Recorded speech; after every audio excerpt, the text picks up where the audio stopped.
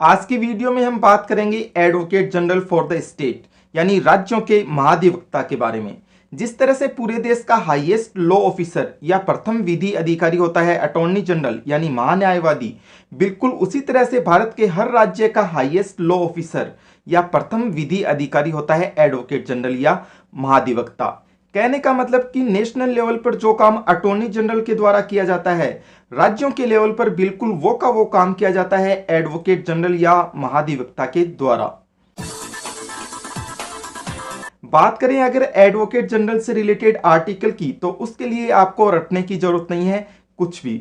आप तो बस अटॉर्नी जनरल से रिलेटेड जो आर्टिकल है आर्टिकल 76, उसी का नंबर ध्यान में रखिए और उसके बाद 89 का जो गोल्डन रूल होता है उसकी मदद से आपको पता चल जाएगा एडवोकेट जनरल का आर्टिकल भी। 89 का गोल्डन रूल ये होता है कि यूनियन या संघ से रिलेटेड जो 40 आर्टिकल्स हैं, आर्टिकल 72 से लेकर के आर्टिकल 111 तक के, इनमें से किसी में भी 89 जोड़ते ही हमें पता चल जाएगा बिल्कुल सेम प्रोविजंस वाले राज्यों से रिलेटेड आर्टिकल का। मतलब प्रोविजंस तो सेम ही रहेंगे, बस हमें राष्ट्रपति की जगह गवर्नर कर देना है, पार्लियामेंट की जगह स्टेट लेजिस्लेचर कर देना है। ठीक है, जैसे कि फॉर एग्जांपल आर्टिकल 72 है राष्ट्रपति की माफी देने की शक्ति, तो इसमें 89 जोड़ते ही आर्टिकल 161 हो जाएगा गवर्नर की माफी देने की शक्ति। इसी तरह से अटॉर्नी जनरल से रिलेटेड जो आर्टिकल है आर्टिकल 76, इसमें 89 जोड़ते ही हमें पता चल जाएगा एडवोकेट जनरल से रिलेटेड आर्टिकल का, जो कि होगा आर्टिकल 165।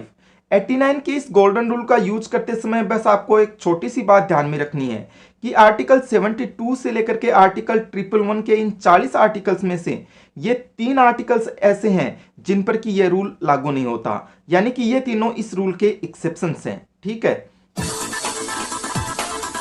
बात करें अब एडवोकेट जनरल की ड्यूटीज के बारे में कि आखिर एडवोकेट जनरल का काम क्या होता है, तो इसके बारे में हमारे संविधान का आर्टिकल 165 ये कहता है कि अटॉर्नी जनरल के 2 प्रमुख काम होते हैं। पहला तो राज्य की सरकार को लीगल मैटर्स पर एडवाइस करना, यानी राज्य सरकार के विधि सलाहकार के तौर पर काम करना, और दूसरा लॉ या विधि से रिलेटेड वो तमाम काम करना जो कि उसको असाइन किए जाते हैं या तो गवर्नर के द्वारा या फिर किसी कानून के अंतर्गत। अब यहाँ पर अगर ये सवाल आपके मन में आ रहा है कि किस तरह के काम गवर्नर के द्वारा असाइन किए जाते हैं एडवोकेट जनरल को, तो इसका सीधा सा जवाब ये है कि एक गवर्नर द्वारा एडवोकेट जनरल को असाइन किए जाने वाला सबसे प्रमुख काम होता है राज्य सरकार को कोर्ट में रिप्रेजेंट करना या राज्य सरकार की तरफ से कोर्ट में अपीयर होना। तो इस तरह से एडवोकेट जनरल के 2 सबसे बड़े काम हो गए। पहला तो स्टेट गवर्नमेंट के लीगल एडवाइजर या विधि सलाहकार के तौर पर काम करना, और दूसरा कोर्ट या न्यायालय में राज्य सरकार का प्रतिनिधित्व करना। कहने का मतलब कि जब भी किसी राज्य सरकार को कोर्ट में कोई आर्गुमेंट करना हो या कोई जवाब पेश करना हो, तो उस राज्य सरकार की तरफ से यह सब करने की जिम्मेदारी होती है एडवोकेट जनरल के ऊपर ही। ड्यूटीज के बाद बात करें अगर अपॉइंटमेंट यानी नियुक्ति की, तो एडवोकेट जनरल की नियुक्ति की जाती है राज्यपाल या गवर्नर के द्वारा। अपॉइंटमेंट के बाद बारी आती है टर्म यानी कार्यकाल की अवधि की। एक एडवोकेट जनरल अपने पद पर कितने समय तक बना रहेगा, इसके बारे में हमारे संविधान में साफ साफ तो कुछ भी नहीं लिखा हुआ, बस केवल इतना ही बताया गया है कि वो during the pleasure of governor यानी राज्यपाल के प्रसाद पर्यंत अपने पद पर बना रहेगा। इसका मतलब ये हुआ कि राज्यपाल जब चाहे अटॉर्नी जनरल को उसके पद से हटा सकते हैं बिना किसी परेशानी के। अब अगर आप ये भी जानना चाहते हैं कि प्रैक्टिकल में यानी पर्दे के पीछे एडवोकेट जनरल का अपॉइंटमेंट और रिमूवल किस तरह से किया जाता है, तो उसके लिए आपको इंतजार करना पड़ेगा वीडियो के लास्ट पार्ट का, क्योंकि वहां मैंने इस बारे में बताया है बिल्कुल डिटेल में। टर्म के बाद बात करें अगर एडवोकेट जनरल की क्वालिफिकेशंस की, तो एडवोकेट जनरल के लिए बिल्कुल वो की वो क्वालिफिकेशंस होती हैं जो कि एक हाई कोर्ट का जज बनने के लिए चाहिए होती हैं। तो इस तरह से एडवोकेट जनरल और हाई कोर्ट का जज बनने के लिए किसी भी व्यक्ति के पास ये 2 क्वालिफिकेशंस होनी चाहिए। पहला, उसे भारत का नागरिक होना चाहिए, और दूसरा, इन 2 में से कोई एक क्वालिफिकेशन उसके पास होनी चाहिए।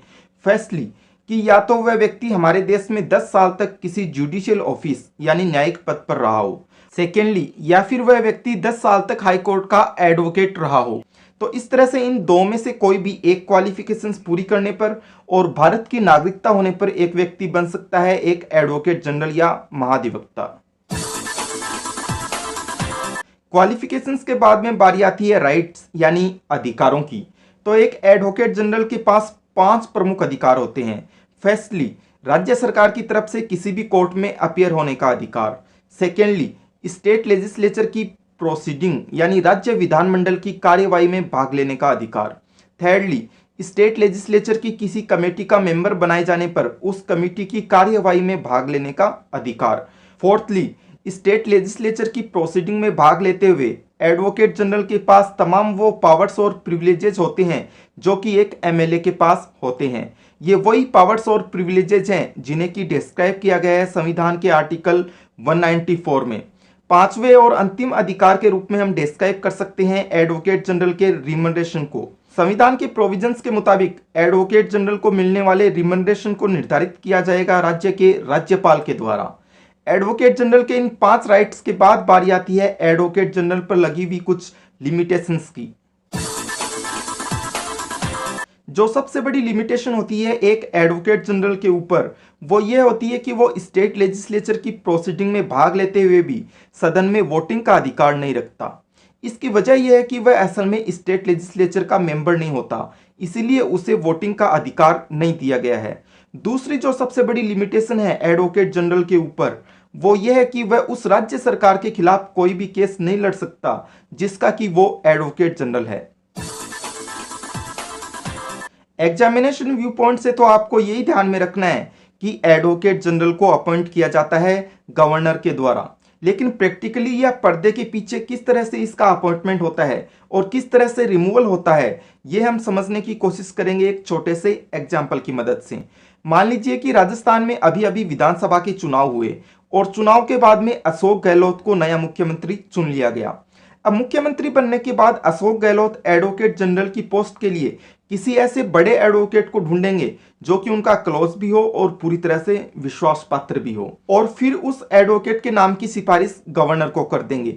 जाहिर सी बात है कि गवर्नर उस सिफारिश के मुताबिक ही एडवोकेट जनरल का अपॉइंटमेंट कर देंगे। एक बार अपॉइंटमेंट होने के बाद एडवोकेट जनरल उस समय तक अपने पद पर बने रहेंगे जितने समय तक ये सरकार चलेगी, मतलब 5 साल तक के लिए।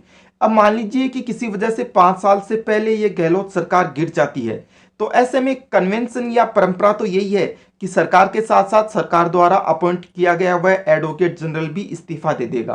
क्यों दे देगा? क्योंकि गहलोत के बाद में जो दूसरा सीएम बनेगा वह अपने किसी क्लोज या विश्वास पात्र एडवोकेट को इस पद पर बैठाएगा।